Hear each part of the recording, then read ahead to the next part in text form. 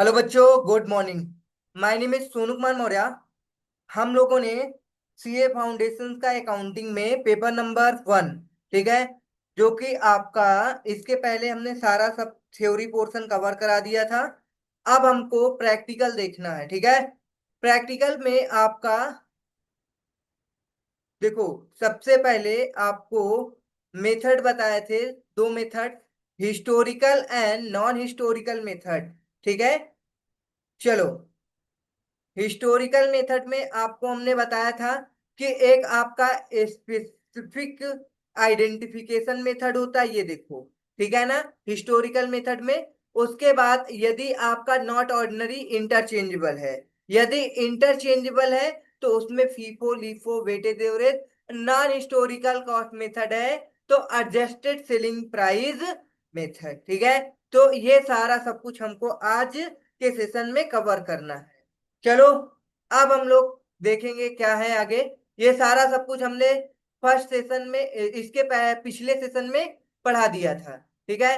चलो, आपका inventory record system है, थोड़ा से देख लो। भाई, इसमें आपका थोड़ा थ्योरी रहेगा। क्या कहता है इन्वेंट्री रिकॉर्ड सिस्टम आपका, देखो। There are two principal systems of determining the physical quantities and monetary value of inventories should, sorry, sold and in hand। कह रहा है there are two principal system of determining the physical quantities and monetary value of inventory should and sold and in hand। One system is known as periodic inventory system। क्या है आपकी, periodic inventory system है एक आपकी, ठीक है। And the other as the perpetual inventory system. The periodic system is less expensive, मतलब आपकी जो पीरियोडिक इन्वेंट्री सिस्टम है वो आपकी परपेचुअल इन्वेंट्री सिस्टम से लेस एक्सपेंसिव है, ठीक है ना, to use than the perpetual method, ठीक है ना। But the useful information obtain from perpetual system. लेकिन आपको भाई परपेचुअल सिस्टम से यूजफुल इंफॉर्मेशन ऑब्टेन होता है, ठीक है ना। Is more than cost incurred on it. These system are adjusted on the base of actual records keep to ascertain the cost of goods sold and closing inventory valuation, ठीक है ना। कह रहा ascertain the cost of goods sold and closing inventory valuation। चलो, periodic inventory system में क्या क्या आपको देखो क्या कह रहा है कि periodic inventory system is the method of ascertaining inventory by taking actual physical count. मतलब पीरियोडिक इन्वेंटरी सिस्टम में आपको क्या इन्वेंट्री का असरटेनमेंट कैसे किया जाता है, फिजिकल काउंट और मेजर एंड वेट करके, ठीक है ना, of all the inventory items on hand at a particular date on which inventory is valued। It is because of actual physical count that the system is also called physical inventory system, ठीक है ना। मतलब ये periodic inventory system को हम क्या कहते हैं, फिजिकल इन्वेंट्री सिस्टम भी कहते हैं, ठीक है ना।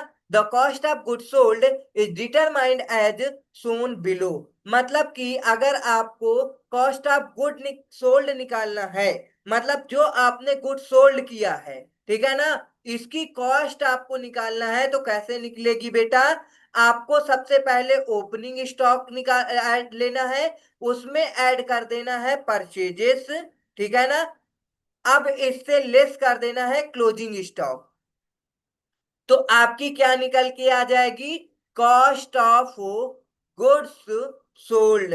मतलब जो गुड्स आपने सोल्ड किया है उसकी कॉस्ट निकल कर आ जाएगी, ठीक है ना। जो कि ये नीचे दिया हुआ देखो, opening stock plus purchase minus closing stock, आपकी क्या आ जाएगी, कॉस्ट ऑफ गुड्स सोल्ड। चलो, periodic inventory system is simple and less expensive. ये क्या कह रहा है, बहुत ही सिंपल होती है और लेस एक्सपेंसिव होती है। देखो बेटा, इसमें आपका पीरियोडिक इन्वेंट्री सिस्टम जिसे फिजिकल इन्वेंट्री सिस्टम बोलते हैं, ठीक है ना, और एक आपकी परपेचुअल इन्वेंट्री सिस्टम। दोनों में डिफरेंट आएगा आता है, ठीक है, कभी एग्जाम में कभी कभी। तो आपको क्या करना है, इसका भाई जो कीवर्ड है याद रखना है। जो आपकी पीरियोडिक इन्वेंटरी सिस्टम होती है, ये फिजिकल वेरिफिकेशन के द्वारा की जाती है, ठीक है ना। और ये बहुत ही सिंपल और लेस एक्सपेंसिव है देन परपेचुअल सिस्टम। मतलब परपेचुअल सिस्टम से कंपेयर करें तो ये क्या है, लेस एक्सपेंसिव और सिंपल है, और इसमें फिजिकल वेरिफिकेशन किया जाता है, ठीक है ना। In this system inventory count is adjusted at the end of accounting period to determine cost of goods sold. The this system suffers for various limitations। मतलब इस सिस्टम में आपको बहुत सारे लिमिटेशंस मिल जाएंगे, ठीक है ना। First, second, third, fourth, fifth, मतलब ये 5 लिमिटेशंस आपको याद रखने हैं। क्या है, सबसे पहले आपको इसमें फिजिकल इन्वेंट्री टेकिंग रिक्वायरमेंट है more than once a year, ठीक है ना, for preparation of quarterly, half yearly financial statement, thereby making this system more expensive. देखो अब क्या होता है, जैसे कि आपका ये क्या है, गोडाउन है। अब गोडाउन में आपका क्या रखा हुआ है, स्टॉक रखा हुआ है, ठीक है ना। अब इसको एक एक इन्वेंट्री भाई फिजिकल वेरिफिकेशन करने में आपको भाई खर्चे ज्यादा आएंगे, ठीक है ना। अगर आपने क्या किया, क्वार्टरली, हाफ ईयरली, या फिर आपका मतलब ईयरली स्टेटमेंट बनती है, तो हर बार आपको फिजिकल वेरिफिकेशन करना पड़ेगा। भाई यहाँ पे लेबर हायर करना पड़ेगा, जो लेबर आपका क्या करेंगे, इसका वेरिफिकेशन करेंगे, ठीक है ना। जब लेबर आएंगे तो भाई इसका क्या, उनको क्या देना पड़ेगा, भाई सैलरी देना पड़ेगा, जो भी देते हो आप, वेजेस वगैरह जो भी आपका हो। तो अब ये मोर एक्सपेंसिव बन जाएगा, ठीक है ना बेटा। तो अगर क्वाडिट मतलब कि क्वार्टरली रिपोर्ट बना रहे हो तो क्वार्टरली वेरिफिकेशन कराना पड़ेगा, हाफ ईयरली रिपोर्ट तैयार कर रहे हो तो हाफ ईयरली बनाना पड़ेगा, तो मोर एक्सपेंसिव हो जाता है, ठीक है ना। समझ में आया। आगे देखो, physical count of goods requires disclosure of normal operation of a business. मतलब कि physical count of goods require disclosure of normal operation of a business. उसके बाद भाई देखो, इसमें फिजिकल काउंटिंग भी करनी पड़ेगी। आगे देखो, as cost of good sold is taken as a residual figure. मतलब cost of good sold residual figure लिया जाता है। It is not possible to identify loss of goods due to pilferage, damage और इवेंट फ्रॉड।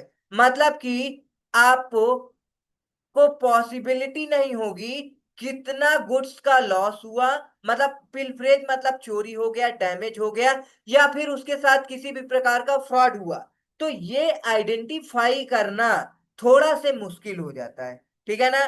तो inventory control is not possible under this system. मतलब inventory का proper control करना भी इसके सिस्टम में पॉसिबल नहीं है, ठीक है ना। क्योंकि भाई बार बार अगर आपको इन्वेंट्री क्या करना पड़ेगा, फिजिकल वेरिफिकेशन करना पड़ेगा, तो दिक्कत आएगी। आप समझ रहे हो भाई, ठीक है ना। Books of account does not reflect inventory in hands and its value therefore it is difficult to plan operation. Example, क्या एग्जाम्पल दे रखा है, how much and when to order manufacturer. मतलब कि कितना अमाउंट आपको ऑर्डर देना है, ये और कितना आप मैन्युफैक्चरिंग करेंगे, इसमें आपको डिफिकल्टी एराइज होगी। ओके भाई, देखो बार बार आपको फिजिकल वेरिफिकेशन करना पड़ेगा, ठीक है ना। तब आप क्या असरटेन कर पाओगे कि भाई कितनी इन्वेंट्री आपके गोडाउन में है, ठीक है ना। तो ये सब करना बहुत ही डिफिकल्ट है, ठीक है ना। तो इसीलिए भाई ये फिजिकल वेरिफिकेशन क्या है, बहुत ही एक्सपेंसिव माना जाता है, ठीक है ना बेटा। चलो, अब क्या है, this system is used by small enterprise. मतलब अगर पीरियोडिक सिस्टम कोई फॉलो करता है, तो इन्वेंटरी सिस्टम, तो वो आपकी मतलब इंटरप्राइज क्या होनी चाहिए, स्मॉल होनी चाहिए, where it is easy to control physical inventory. मतलब स्मॉल अगर फॉर्म है तो उसमें आप कंट्रोल कर सकते हो, कोई दिक्कत नहीं है, ठीक है। अगर आपका बिग फॉर्म है, बड़ी कंपनी है या इंटरप्राइज है, तो उसमें भाई पीरियोडिक इन्वेंटरी सिस्टम नहीं अप्लाई होगा, ठीक है ना, बहुत ही एक्सपेंसिव होगा, अगर अप्लाई तो होगा लेकिन बहुत ही आपको एक्सपेंसिव हो जाएगा। System is not considered suitable for medium और large enterprises which generally use perpetual inventory system. आपकी लार्ज इंटरप्राइज जो मीडियम इंटरप्राइज है वो क्या यूज करती है, परपेचुअल इन्वेंट्री सिस्टम। ओके बेटा, तो आपको परपेचुअल और भाई पीरियोडिक इन्वेंटरी सिस्टम समझ में आ गया होगा। चलो अब हम बात करते हैं परपेचुअल इन्वेंटरी सिस्टम के बारे में। फिर आप लोगों को अगर हम डिफरेंस दे दे दोनों में लिखने को लिख सकते हो, ठीक है ना। आपको पीरियोडिक इन्वेंटरी सिस्टम में फिजिकल वेरिफिकेशन होता है, भाई ये बहुत ही सिंपल होता है और इसमें बहुत ही मोर एक्सपेंसिव होता है, ठीक है। इसमें लिमिटेशन जो सारा सब कुछ बताए थे वो सारा सब कुछ आपको याद होगा। चलो अब आपका ये क्या है, परपेचुअल इन्वेंट्री सिस्टम है। Perpetual inventory system is a system of recording inventory balance after each receipt and issue. मतलब इसमें क्या होता है आपका, भाई परपेचुअल इन्वेंट्री सिस्टम में रिकॉर्डिंग होती है इन्वेंट्री की balance after each receipt and issue. मतलब जैसे कि आपने क्या किया, भाई रिसिप्ट किया, मतलब माल आपने परचेज करके लाया, तो आप क्या करोगे, प्रॉपर उसका रिकॉर्ड करोगे। फिर उसके बाद कितना आपने इशू किया वो आप प्रॉपर रिकॉर्ड करोगे, मतलब रेट यूनिट वैल्यू। फिर उसके बाद आपकी कितना बैलेंस बचा ये आप रिकॉर्ड करते हो। तो इससे आपका क्या रहता है, भाई आप जितना खरीद के लाए, जितना इशू कर दिए, अब बैलेंस कितना है ये प्रॉपर तरीके से आपको पता रहता है। बस बुक उठाकर देख लो, जब भी जरूरत है पता चल जाएगा, ठीक है। In order to ensure accuracy of perpetual inventory records, physical inventory should be checked and compare with record balances. इसमें फिजिकल इन्वेंट्री रिकॉर्ड चेक नहीं किया जाता, ठीक है। Compared with record balances under this system, cost of goods issued is directly determined and inventory of goods is taken as a residual figure with the help of inventory ledger। आपकी inventory ledger के according आप सब कुछ क्या कर सकते हो, determine कर सकते हो। In which flow of goods is recorded, मतलब किसी भी प्रकार का गुड्स का फ्लो है तो उसको रिकॉर्ड करोगे कंटिन्यूअस बेसिस में। The basic features of this system is maintained of inventory ledger to have records of goods on continuous basis under perpetual inventory system. Closing inventory determined as follow, मतलब कह रहा है कि ये flow मतलब कि continuous flow basis पे इसका क्या किया जाता है, प्रॉपर रिकॉर्ड किया जाता है इन्वेंट्री लेजर में। विच flow of the goods is recorded on a continuous basis, the basic figures this system is the maintained of inventory ledger to have records of the goods and continuous basis under perpetual inventory system। closing inventory determined as follow। अब closing inventory अगर आपको determine करना है तो आप कैसे determine करोगे, opening inventory plus purchases minus cost of goods sold आपकी आ जाएगी क्लोजिंग इन्वेंट्री। देखो भाई आपको हमने अभी बताया था opening stock plus purchases minus closing stock, ठीक है, क्या आता है, एक कॉस्ट ऑफ गुड्स सोल्ड। अब क्या करो, अगर आपको क्लोजिंग स्टॉक चाहिए तो भाई इक्वल के इस साइड इसको लाओ, ये माइनस में दिया है तो किस में आ जाएगा, प्लस में आ जाएगा, और ये कॉस्ट ऑफ गुड्स सोल्ड यहाँ पे चला जाएगा माइनस में। तो सिंपल बात है, फार्मूला बन जाएगा opening stock purchase cost of goods sold is equal to closing stock. Simple सी बात है भाई। ओके, तो आपकी perpetual inventory system help to overcome the limitation of periodic inventory system. As inventory is taken as the residual figure, it includes the loss of goods. However, the main limiting factor is the high cost using this system। मतलब आपकी जो periodic system है उसमें high cost होता था, ठीक है ना। चलो देखो बार बार बोल रहे थे ना, आपको डिस्टिंक्शन आ सकता है किसमें किसमें, periodic inventory system perpetual inventory system. देखो आ गया ना, both the system periodic inventory system perpetual inventory system and not mutually exclusive and complementary in nature। distinction between both the system can be explained as follow। कह रहा है कि इसमें दोनों में डिफरेंस दे रखा है। देखो भाई आराम से आप डिफरेंस इसे कर सकते हो, ठीक है ना। अगर नहीं कर पा रहे हो तो करा देते हैं। चलो, ये पीरियोडिक इन्वेंटरी सिस्टम, ये perpetual inventory system. This system is based on physical verification. ये क्या है? Physical verification. ये क्या है? बुक रिकॉर्ड है। This system provide the information about inventory and cost of goods sold at a particular date. But इसमें क्या है? आपको कॉन्टिन्यूअस इंफॉर्मेशन मिलती रहेगी, ठीक है ना, cost of goods sold and inventory के बारे में।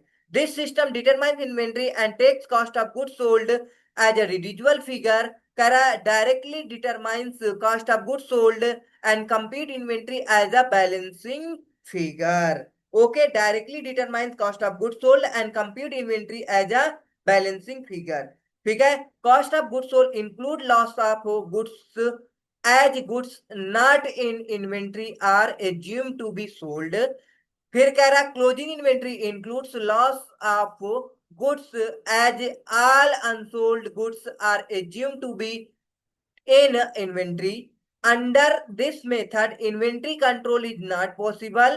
भाई इस केस में इन्वेंट्री का कंट्रोल पॉसिबल नहीं है, ठीक है। इस केस में इन्वेंट्री का control can be exercise under this system. फिर उसके बाद this system is simple and less expensive. Costlier method perpetual, भाई लेस एक्सपेंसिव कह रहा है लेकिन ये मोर एक्सपेंसिव है भाई, ये कॉस्टलियर मेथड है। चलो, periodic system required closure of business for continuing inventory. Inventory can be determined without affecting the operations of the business. मतलब इसमें आपका विदाउट इफेक्टिंग द ऑपरेशन आप क्या कर सकते हो? इन्वेंट्री का डिटर्मिनेशन कर सकते हो, ठीक है ना। Okay,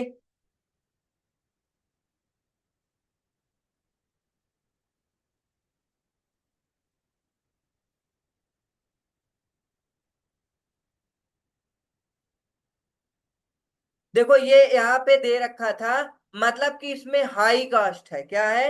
high cast. Main limiting factor is the high cost using this system. मतलब कि परपेचुअल इन्वेंट्री सिस्टम में आपको हाई कास्ट लगता है, ठीक है ना, तो वही है, इसीलिए है। चलो, मतलब कि ये क्या है? कॉस्टलियर मेथड है और ये लेस एक्सपेंसिव मेथड है। ओके, चलो। अब formula method to determine inventory cost of inventory. मतलब डिटरमाइन कॉस्ट ऑफ इन्वेंट्री, मतलब कि आपको मेथड्स एंड फॉर्मूला जिससे आपका इन्वेंट्री का प्रॉपर वैल्यूएशन हो सके, ठीक है ना। हिस्टोरिकल कॉस्ट मेथड, आपको इसमें हमने दो पार्ट बताया था, ठीक है ना। Ordinary not interchangeable, ordinary not interchangeable में आपको बताया गया था specific identification method. Pricing under this method is based on the actual physical flow of goods. It attributes specific costs to identified goods and requires keeping different lots purchased separately to identify the lot out of which units in inventories are left. The historical cost of such specific purpose inventories may be determined on the basis of their specific purchase price and production cost. This method is generally used to ascertain the cost of inventories of items that are not ordinary interchangeable. मतलब कि this method generally use to ascertain the cost of inventory of the item. मतलब इसमें क्या है? Interchangeable नहीं है, ठीक है ना। मतलब कि and their value is high like expensive medical equipment otherwise. It requires the use of FIFO or weighted average price formula, ठीक है ना। चलो, अब इसमें फीफो या फिर weighted average price method apply होगा। क्या दे रखा है इलिस्ट्रेशन वन में? देखो भाई, Surekha limited deals three product, product number PQR, ठीक है ना, विच आर नाइदर सिमिलर नार इंटरचेंजेबल, ठीक है ना। तो आप समझ चुके होंगे भाई, नार इंटरचेंजेबल है, ठीक है ना, सिमिलर भी नहीं है और इंटरचेंजेबल भी नहीं है। तो इस केस में आप जानते हो भाई स्पेसिफिक मेथड लगेगा। At the end of the financial year historical cost or NRV items of a closing stock are given below. मतलब आपकी हिस्टोरिकल कॉस्ट दी हुई है और एनआरवी दी है। मतलब देखो, आपकी हिस्टोरिकल कॉस्ट 38 में इन्होंने परचेज किया था, ठीक है। अब इसकी नेट रिलाइजेबल वैल्यू कितनी है? 42। आपको हम बताए थे दोनों में से लोअर लेना रहेगा, तो क्या आएगा? 38। फिर उसके बाद से इन दोनों में लोअर क्या आएगा? 29। फिर इन दोनों में 14। ठीक है। इन सबको ऐड कर लोगे तो आपका निकल करके आ जाएगा। ठीक है ना बेटा? चलो, ये देखो, बताओ बेटा, ये आया ना? Least of the cost or N R V 38, 29, 14। Total आपकी इन्वेंट्री आ गई है। बताओ, ये देखो बेटा, यही हम लोगों ने निकाला था। इन सबको ऐड कर लोगे तो वही आएगा। ओके, चलो, ये आपका कौन सा मेथड है? स्पेसिफिक आइडेंटिफिकेशन मेथड था। ठीक है ना? स्पेसिफिक आइडेंटिफिकेशन मतलब आपको इसमें ये प्रोडक्ट क्या है, इंटरचेंजेबल नहीं है, तो इसमें क्या यूज होगा? आपका स्पेसिफिक आइडेंटिफिकेशन मेथड यूज होगा। मतलब पी प्रोडक्ट है, इसका रेट इतना है, तो दोनों में से लोअर जे आएगा। क्यू के केस में ये दोनों का लोअर ये आ जाएगा। आर के केस में ये दोनों आ जाएंगे, क्योंकि इंटरचेंजेबल प्रोडक्ट नहीं है। ठीक है, चलो, ये देखो आंसर। अब आपका सेकेंड मेथड है फीफो। फीफो का मतलब क्या होता है? देखो बेटा, फीफो का मतलब होता है फर्स्ट इन फर्स्ट आउट। मतलब कि जो पहले आएगा वो पहले बिकेगा। मतलब आपकी कोई शॉप है, ठीक है ना? अब इस शॉप में आपके, मान लो जो भी है, कपड़ा आता है, जो भी क्लॉथ आता है, जो पहले आएगा वो पहले बिक जाता है। ठीक है ना? This method is based on the assumption that cars should be charged to the revenue in the order in which they are incurred. That is, it is assumed that the issue of goods is usually from the earlier lot.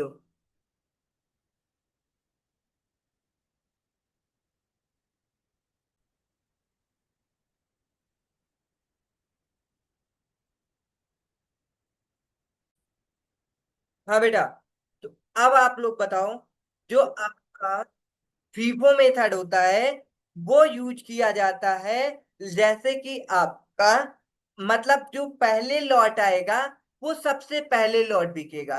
It is assume that issue of goods is usually from the earlier lot. मान लो कि आपकी 100 shirt आई है, ठीक है ना? मान लो 1 तारीख को 100 शर्ट आई है। सपोज देखो, एग्जाम्पल लेते हैं। आपकी ये 1 जनवरी है, ठीक है।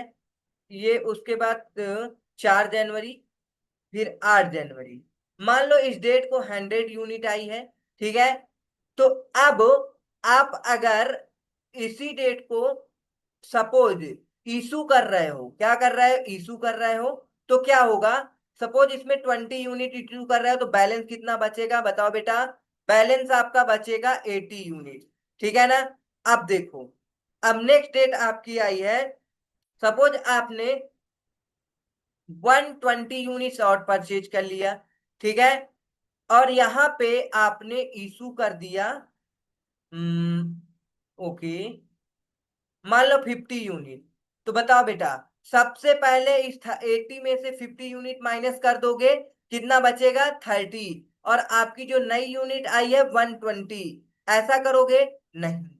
मतलब कि जो सबसे पहले आई थी वो सबसे पहले बिकेगी, डेट वाइज। ठीक है ना? मतलब ये सबसे पहले आई है, तो ये पहले बिक जाएगी, तो यहाँ पे 30 बचेगा। ये अब बाद में आई है 4 तारीख को, तो ये बाद में बिकेगी। ठीक है ना? चलो, तो ये फर्स्ट इन फर्स्ट आउट। इस केस में आपका प्रोडक्ट क्या होता है? खराब नहीं होता। ठीक है ना? जैसे कि आपने अगर मान लो, भाई जो नया माल आएगा वो रख दोगे, भाई जो उसके पहले पहले आया हुआ उसको बेच दो, क्योंकि अगर वो रखा रह जाएगा तो फिर नहीं बिकेगा। ठीक है ना? आउटडेटेड हो जाएगा। तो ये होता है किसके लिए? कि आपका जो मार्केट में प्रोडक्ट ब्लॉक, मतलब कि आपके पास स्टॉक ब्लॉक ना हो जाए। ठीक है ना। चलो, अब सपोज आपने क्या किया, यहाँ पे कुछ भी परचेज नहीं किया और यहाँ पे 80 यूनिट सोल्ड कर दिया, इशू कर दिया, तो सबसे पहले 30 यूनिट नील हो जाएगा। ठीक है ना। मतलब अब कितना बचा, 50 यूनिट इससे नील हो जाएगा, तो कितना बचेगा बताओ, 70 यूनिट। ओके, तो ये आपका भाई कौन सा मेथड है, फीफो मेथड है। जो पहले आएगा वो पहले जाएगा। ठीक है। चलो, ओके, समझ में आ गया होगा बेटा। ठीक है। Earlier lot on hand, the inventory of goods on hand therefore consist of the least consignments. Thus, the closing inventory is valued at the price paid for the consignment. The FIFO formula assumes that the item of inventory which were purchased are produced first, are consumed and sold first. Consequently, items remaining the inventory at the end of the period are those most recently purchased or produced. This assumption in a line with a goods business practice to disposing goods in the order of their acquisition, especially in the case of perishable goods and items which frequent technological changes. It must be kept in mind that this assumption of cost flow or goods flow need not be true as a physical fact। मतलब cost flow and goods flow, इसमें क्या नहीं होगा, आपको true नहीं मिलेगा physical fact that not necessary goods are physically also sold issued in the chronological order of their purchase or production। It relates only to the method of accounting and not to the actual physical movement of goods। Let us the example understand application of FIFO method। ठीक है ना बेटा। तो अब देखो, जैसे कि ये आपका एग्जाम्पल दे रखा है इलिस्ट्रेशन 2, क्या कह रहा है, manufacturer has the following record of purchases of a considers which he uses while manufacturing radio sets. मतलब रेडियो सेट है, 4 दिसंबर को कितने यूनिट है, 900 यूनिट, कितने रुपीज में, 50। फिर 10 दिसंबर 400 यूनिट, 55 रुपए की। ओके, आगे देखो, 11 दिसंबर को 300 यूनिट, 55 की। 19 दिसंबर 200 यूनिट, 60 की रेट से। फिर उसके बाद 28 दिसंबर किस रेट से है,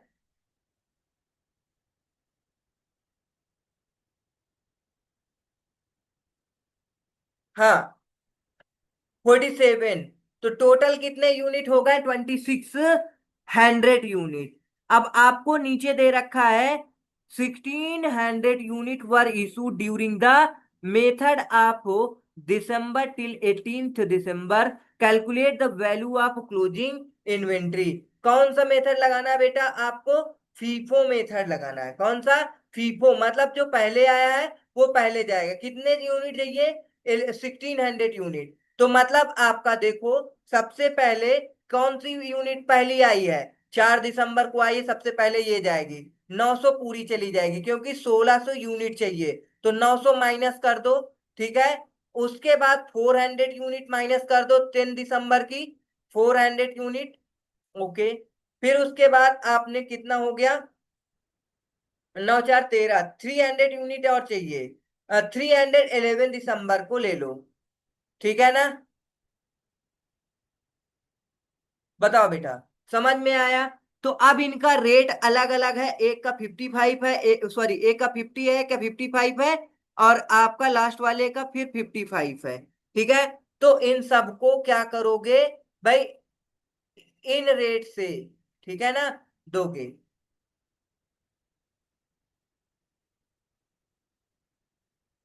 अब इसे ऐड कर लोगे, तो आपका क्या निकल के आ जाएगा, क्या निकालना था भाई, आपको calculate the value of closing inventory. भाई ये दोनों बिक गए हैं, यहाँ तक 11 दिसंबर तक कंप्लीट सोल्ड हो चुका है गुड्स। अब यहाँ पे बचा है 200 यूनिट मल्टीप्लाई 60, उसके बाद 800 यूनिट मल्टीप्लाई 47। ठीक है ना। इन सबको आप क्या कर लो, ये आपकी क्लोजिंग इन्वेंट्री बन जाएगी। बताओ बेटा समझ में आया कि नहीं आया। ठीक है। 1600 आपने क्या किया, सोल्ड किया टिल 18 दिसंबर। ठीक। Okay, calculate the value of closing inventory. तो कह रहा है the closing inventory 1000 unit would be consist of 800 unit 28 December and 200 unit 19 December. Okay, 200 ये 800 ये, तो 1000 हो गया। ओके।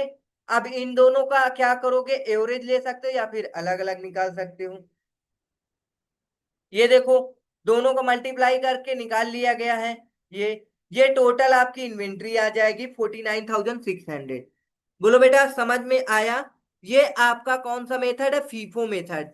जो आपने फर्स्ट पहले परचेज किया है उसे आप पहले सोल्ड करोगे। लीफो मेथड में आपको लास्ट वाला सबसे पहले सोल्ड करना है।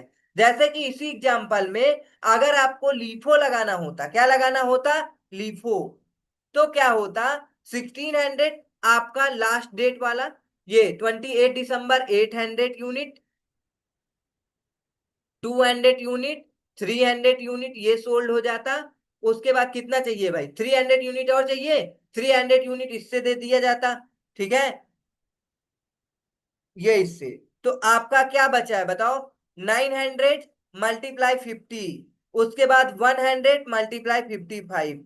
भाई ये बताओ कितना आएगा इन्वेंट्री इसमें।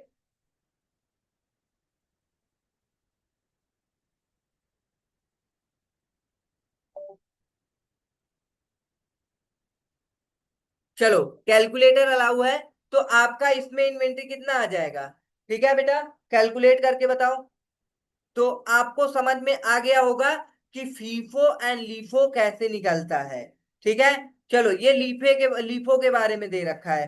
कह रहा है लीफो के बारे में, क्या कह रहा है, at the name suggest the LIFO formula assigns to cost of goods sold the cost of goods that have been purchase last through the actual issue. मतलब जो लास्ट में आप परचेज करोगे उसी को इशू करोगे। May be made out of the earliest lot, मतलब जो सबसे मतलब जो मतलब करंट डेट में परचेज किया है उसी को सोल्ड कर दो। ठीक है ना। On hand to prevent unnecessary deterioration, मतलब कि अब इस केस में आपका जो पुराना माल रहेगा उसके डिटोरियोरेशन के है, मतलब खराब होने का डर है। The closing inventory then is assume to consist of earlier consignment, मतलब जो सबसे पहले आया होगा वही मतलब कि मोस्टली क्या बचेगा, closing stock. And its value is then calculated accounting to such consignment. Under this basis goods issued are valued at the price paid. ठीक है ना। मतलब ये क्या कह रहा है कि under this basis goods issued are valued at the price paid for the latest lot, मतलब जो भी आपने करंट में परचेज किया है उसी बेसिस पे। ठीक है ना। Goods on hand which means inventory of goods is hand is valued at a price paid to the earlier lot of goods. In the absence of details of issue, the price paid to for the earlier consignment is used for valuing closing inventory. LIFO method is based on the principle of matching current cost with current revenue as cost of recently purchased or produced goods are charged to cost against each sale. The cost of goods sold under this method represent the cost recent purchase, resulting that there is better matching of current cost which current sale. Okay बेटा, समझ में आया। तो ये देखो आपका दे रखा है सेम टू सेम, क्या दे रखा है, illustration number 3, at the previous example assume that following issue were made during the month of December. Records of issue, मतलब कि आपका बिगिनिंग मंथ का इशू पहले किया जाएगा। ठीक है ना। बिगिनिंग डेट का जो इशू है, ये देखो 5 दिसंबर, 20 दिसंबर, 29 दिसंबर, 1600 हो गया बेटा। ठीक है, चलो ये आपकी क्या है, परपेचुअल इन्वेंट्री सिस्टम है। Computation of closing stock under perpetual inventory system. ठीक है ना, इसमें एक स्टॉक लेजर बनता है, ये क्या है, परपेचुअल इन्वेंट्री सिस्टम है। ओके, तो आई होप आपको ये मेथड समझ में आया होगा। कौन सा मेथड बेटा, आपको हमने बताया था historical cost method, specific identification method, LIFO FIFO method. ठीक है ना, फीफो लीफो मेथड हो गया ये सारा। ठीक है, अब इस केस में भाई ये परपेचुअल इन्वेंटरी सिस्टम के हिसाब से आपको कौन सा मेथड लगाना है, लीफो। लीफो लॉस्ट मतलब कि लॉस्ट क्या होगा भाई, फीफो का मतलब होता है फर्स्ट इन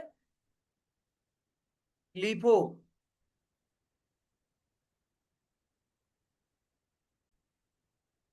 मतलब जो सबसे पहले लॉस्ट इन फर्स्ट आउट होगा। ठीक है ना, जो सबसे लास्ट में आएगा वो सबसे पहले जाएगा। ओके, चलो, तो ये लीफो हो गया परपेचुअल इन्वेंटरी सिस्टम के अकॉर्डिंग। ठीक है, तो यहाँ हम लोग बात करेंगे आगे की क्लास में। तो अब आप लोगों को क्या करना है, इसके पहले के सारे कंसेप्ट को रिवाइज करके आना है, पूरा एक एक जितना हमने थ्योरी पोर्शन समझाया 4 से 5 बार रीड करो, प्रॉपर तरीके से सब कुछ समझ में आ जाएगा। ओके, एक एक थ्योरी हमने कराया है, तो आई होप आप सब लोग भी अच्छे से करोगे। ठीक है, ठीक है, मिलते हैं नेक्स्ट सेशन में। Thank for watching. भाई सेशन को लाइक कर दो, सब्सक्राइब कर दो और दोस्तों को शेयर भी करो। ठीक है, ओके।